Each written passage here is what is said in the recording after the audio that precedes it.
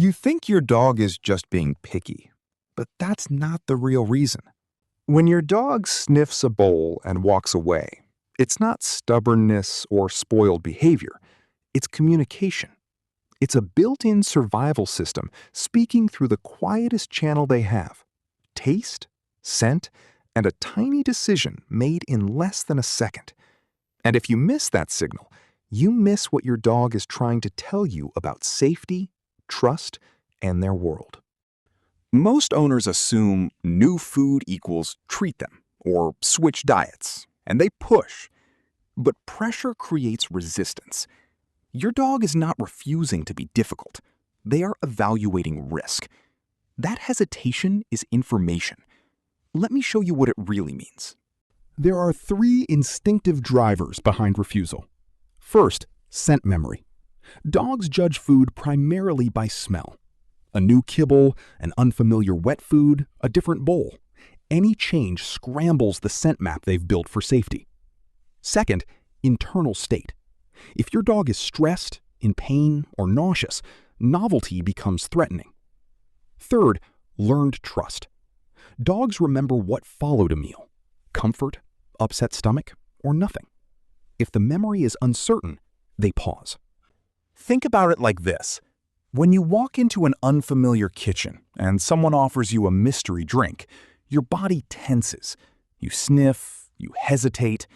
Your dog is doing the same thing, but faster, and with instincts louder than etiquette. Here's what happens in their brain. The olfactory system triggers the limbic system, emotion and memory, before the rational cortex has a word. A scent that matches safe lights up calm. A scent that doesn't match triggers caution hormones, adrenaline, cortisol. That's the freeze, the turn away, the nose on the rim. It's not stubbornness. It's an ancient safety check. Now, most owners react in one of three ways, and each reaction either widens the gap or narrows it. Reaction 1, force feeding or coaxing aggressively. That breaks trust. If a dog learns that refusal leads to pressure, they'll start avoiding the situation altogether or eating hastily when stressed. Reaction 2, immediate replacement with a safe favorite. That teaches them to reject novelty because favorites will always be offered. Reaction 3, ignoring the behavior entirely. Sometimes that's fine, but it can leave an unresolved signal that something's off physically. So, how do you fix this without drama?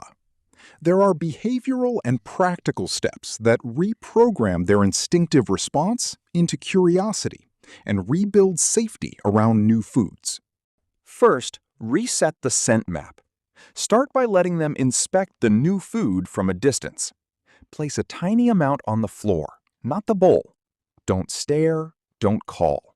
Let them approach on their terms. If they sniff and walk away, leave it for minutes, then remove it. Try again later.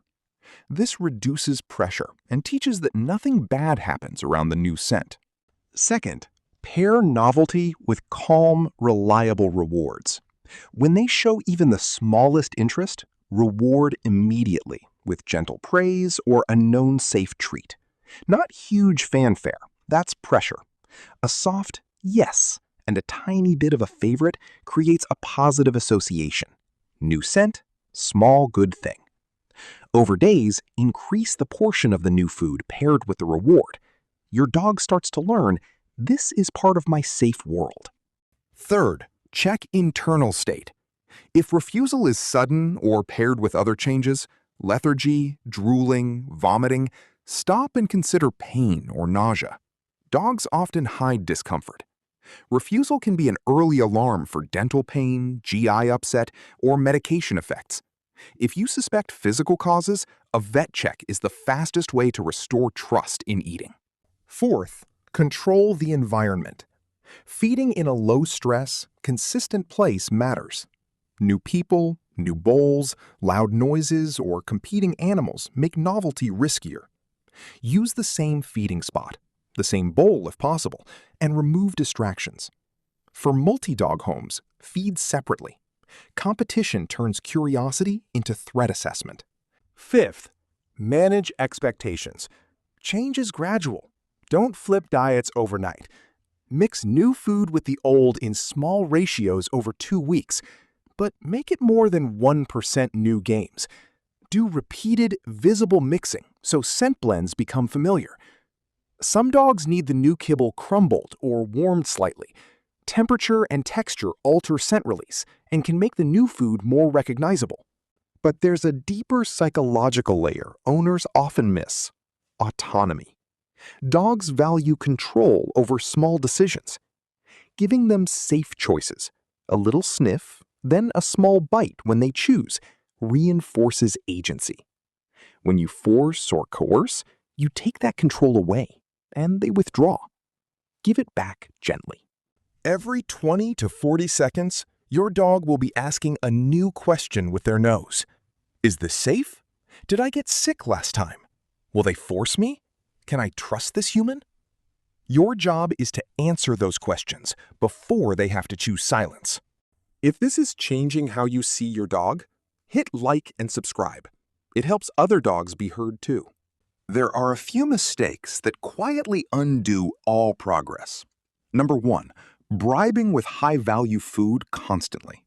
Yes, it gets them to eat, but it trains them to say no until the payoff appears. Number 2, punish or scold. That's catastrophic. Punishment doesn't teach eating, it teaches fear around feeding time. Number 3, ignoring pattern changes. If a dog who always ate suddenly stops, don't normalize it. Look for physical or environmental shifts. Now, picture this. You've introduced a new kibble slowly, warmed a little, let them inspect it on the floor, paired it with calm praise, and fed in a quiet corner. On day 3, they sniff, lap, and step back. You wait.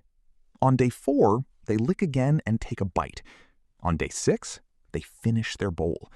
That progression is trust rebuilding. It's tiny wins stacking into safety. There's also the social meaning behind refusal. Dogs are exquisitely sensitive to the household mood. If you're anxious about new food working, your body language and tone leak doubt. Dogs read that. The calmer you are, the safer they feel. Your composure becomes part of the recipe. Let's talk about special cases. Puppies have more flexible taste maps. They explore with gusto, but are also prone to GI upset. Seniors may have reduced smell, dental pain, or medication side effects. Rescue dogs carry histories. Unknown prior meals or trauma can make novelty terrifying. Tailor your approach.